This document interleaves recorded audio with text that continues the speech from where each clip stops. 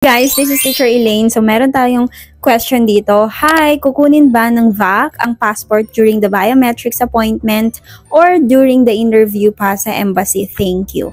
Okay, so if you already watched my whole video, ito, kung tinapos nyo po itong video na to, naka-include po dyan yung explanation, but uulitin ko po ulit.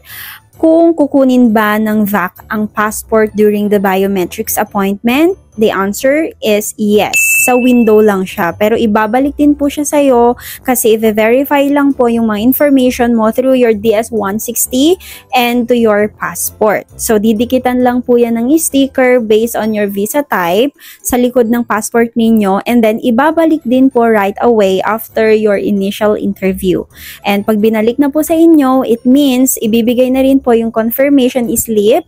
So, kung hindi nyo pa po alam yung confirmation slip, nandito po sa video ko, pwede nyo pong panoorin yung confirmation slip right after your appointment sa Visa Application Center. And after that, ibibigay po sa inyo yung passport ninyo, yun na po ang dadalhin ninyo or during your US Embassy interview.